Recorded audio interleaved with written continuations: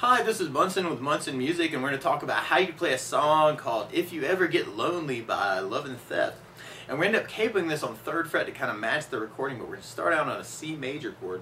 And when we play C major, first finger goes to the B string on the 1st fret, second finger on the D string on the 2nd fret, and third finger on the A string on the 3rd fret. And if you strum the A string to the high E string, that sounds a C major chord. Now at the very beginning, you'll kind of hear this cool little push though, where you can kind of go from the C, and if you lift off the first finger of the C major, that makes another chord called C major 7. So you may want to kind of work that as kind of a C with a down, down, up, down, C major 7, and then back to the C, and then down, down, up, down, C major 7, C down, down, up, down, C major 7, C major 7. So you want to kind of play around with that. And then from our intro part, we go into our verses, which kind of parallel that. We start out on C major, and you might want to keep that same lick going. And then from the C major, we go to an F major chord. And if you know the bar F major, you do your first finger across the entire 1st fret, second finger on the G string on the 2nd fret, third finger on the A string on the 3rd fret, and the pinky on the D string on the 3rd fret. And if you strum all those together, that sounds an F major chord, and it sounds really, really happy.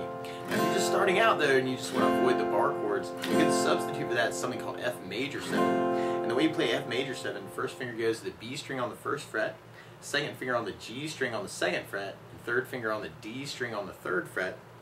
And if you strum the D string to the high E string, that sounds an F major 7. And on that part, you may want to kind of try and parallel that lick that we were doing on the C major 7 by lifting the first finger on the F major 7. So you may want to kind of play around with that. That might be kind of a cool way to kind of match the recording. And then from the F, then we go to an A minor chord. When we play A minor, first finger stays on the B string 1st fret, second finger on the D string on the 2nd fret, and third finger on the G string on the 2nd fret.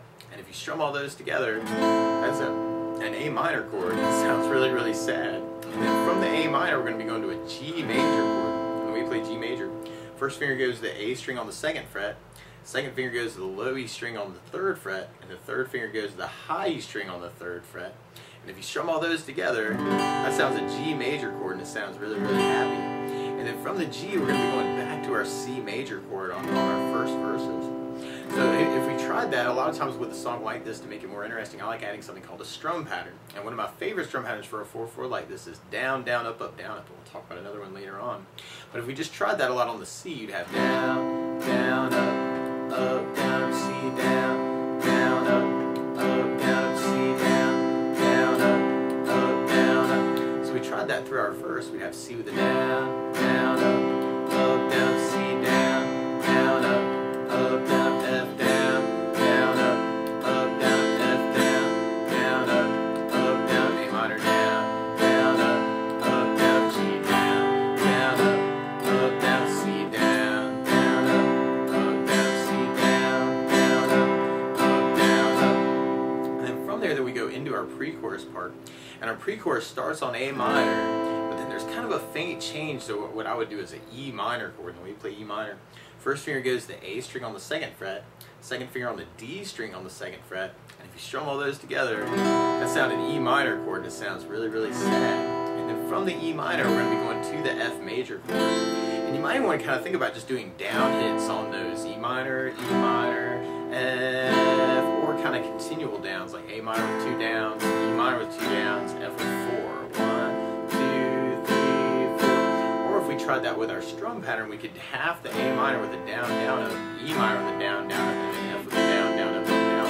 So there's a couple different ways you may want to work that pre-chorus. And then from there, then we go into our chorus part. And our chorus starts on C, and then we go to A minor, and then we go to F major, and then we go to G major. So we tried that with our strum pattern.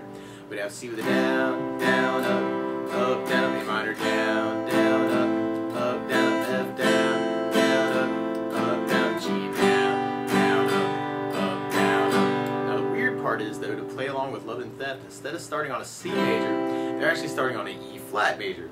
So to play along with the recording, what you want to do is take a capo, and if you put the capo on 3rd fret, then now your C major is really an E flat major, your F is really an A flat major, your A minor is really a C minor chord, and your G is really a B flat major chord, and when we get to it, the E minor is really a G minor chord. but you may want to still kind of start it off with that intro lick around the C major 7, or you could even kind of just strum through that as kind of the C chord, kind of your choice there. And then from our intro, then we go into our verses. So if we tried that with our down, down, up, down, we'd have C down, down, up, down, C down, down, up, down, F down, down, up, down, F down, down, up, down, E minor down, down, up, down, G down, down, up, down, C down, down, up, down, C down, down, up, down, and then we'd be repeating our verse progression. Now, one other thing I would think about adding to the song, though, is bass notes. And a lot of times on that first down of the down, down, up, down, up, you're doing a bass note for the chord. So on the C chord, you need the A string for your bass. If you're doing the F bar, you have the low E string for your bass. So low E bass, down, up, down. On the F major 7, you have the D string for your bass. On the A minor, we'd have the A string for the bass. And on the G, we'd have the low E string for the bass. And then on your E minor, you have the low E string for the bass. Try that next part of the verse with kind of a bass down, up, down, up. We have C with an A bass, down, up, down, C with an A bass, down, up, down, F for the bass, down, up, down, F for the bass, down, up, down, A minor with an A bass, down, down, G with low E bass, down, down, C with an A bass, down, down, and then that C kind of gets cut short to go into our pre-chorus part. And you could do that with kind of those downs on each chord. Or you could kind of work it as kind of a down, down, up on the halving and have E minor down, E minor down, down, F down, down, up, down, up. Or you could add basses and have A minor with an A bass, down, E minor with an A bass, down, F with the bass, down, down, E minor with an A bass, down, E minor with an A bass, down, big F. And then we'll be going into our chorus part. So try our chorus with a down, down, up, down, up. We'd have C down, down, up, down, A minor down, down, up, down, up, F down.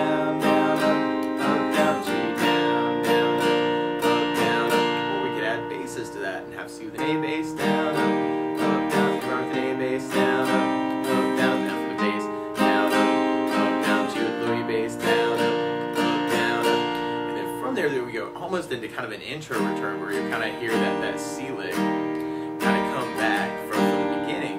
Now another strum pattern I would think about using through the song though is something called a 16th note strum pattern. And what I mean by that is right now if you're tapping your foot to the beat, we're kind of dividing that into two parts with our down, down, up, down. 1, 2, 1, 2. That's called an 8th note. What a 16th note is where you divide that beat into 4 parts. 1, 2, 3, 4, 1, 2, 3, 4. And one of my favorite 16th note strum patterns is a long down, down, down, up, down, down, up, down, up. And what I mean by that is if you take the C and do it down for 4, 1, 2, 3, 4, 1, 2, 3, 4, 1, 2, 3, 4. That's what you're doing on the first beat. Then on the second beat, you're doing it down on 1, down on 3, up on 4. So you're going 1, 2, 3, 4, down, down, up, down, down, up, down, down, up. And then on the third beat, you're doing it up on 2, down on 3. So you're going 1, 2, 3, 4, 1, up, down, 1, up, down, 1, up, down.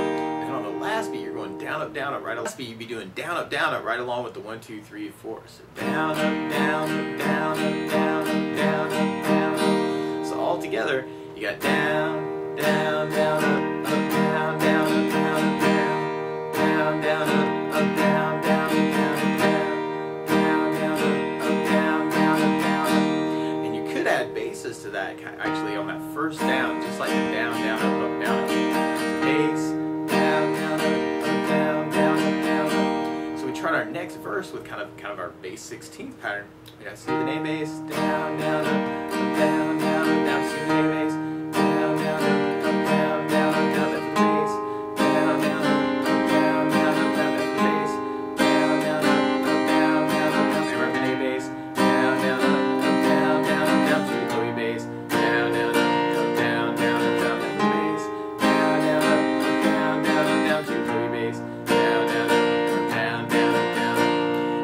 That idea through our next chorus. We'd have C with an A bass, down, down, up, down, down, down, A with an A bass, down, down, up, down, down, down, A bass, down, down, up, down, down, C with A bass, down, down, up, down, down, C with A bass, down, down, up, down, down, A with A bass, down, down, up, down, down, A bass, down, down, up, down, down, C with A bass, down, down, up, down, down, bridge part. And our bridge starts on F major, and then we go to an A minor, and then we go to a G, and then we go to a C major chord, but then we go to a D minor chord. When we play D minor, first finger goes to the high E on the first fret, second finger on the G string on the second fret, third finger on the B string on the third fret, and if you strum the D string to the high E string, that sounds a D minor chord. It sounds really sad. And then from the D minor, then we go right back to our F major. So you may want to kind of work that as a down, down, up, up, or a bass, down, up, down, up. And on the D minor, you'd have a D string for your bass. So you'd have a lot of chords that are kind of halved here. You'd have F with an A bass, or F with a bass, down up, A minor with an A bass, down up, G with a low A bass, down up, C with an A bass, down up, D minor with an E bass, down up, down up, F with a bass, down up, down up. Or we could try that with our 16th pattern by doing kind of a bass down, down, up on those halved chords. Try it that way, we'd have F with a bass, down, down, A minor with an A bass, down, down, G with a low bass, down, down, C with an A bass, down, down, D minor with an E bass, down, down, up, down, down, up, down, F with a bass, down, down, up, down, down, up, down. Now on that last F though, and actually on the D minor too, you may want to kind of think about making that kind of a down push. And I'm kind of doing that with muting, so I'm taking the flat of my right hand and just kind of putting it down on top of the strings to get a muted quality out of it. So that might be kind of a cool way to kind of lead in that, or kind of close off the bridge. And then from there, then we kind of go back into kind of an intro return, where you kind of have that intro lick kind of come back. And then from there, then we go into a solo part that's kind of a little variation. So if we tried that with a bass, down, up, down, up, we'd have C with an A bass, down, up, down, A minor with an A bass, down, up, down, F with a bass, down, up, down, C with an A bass, down, G with a low bass, down, C with an A bass, down, up, down, A minor with an A bass, down, down, F with a bass, down, down, F with a bass, down, up. Or if we tried that with our 16th pattern, we have C with an A bass, A minor with an A bass, F with a bass, down, down, down, C with an A bass, down, down, G with a low bass, down, down, C with an A bass, A minor with an A bass, F with a bass, and then from there, then we go into our last chorus. So we're kind of back to our C, A minor, F, G,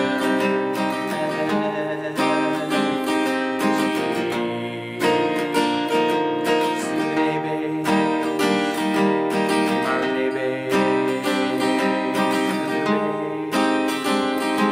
F with a bass, and then from there, then we go into our outro.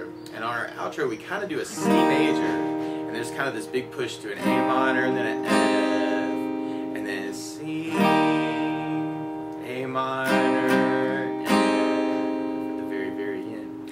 But that's the basics of how you can strum through If You Ever Get Lonely by Love and Theft. So good luck!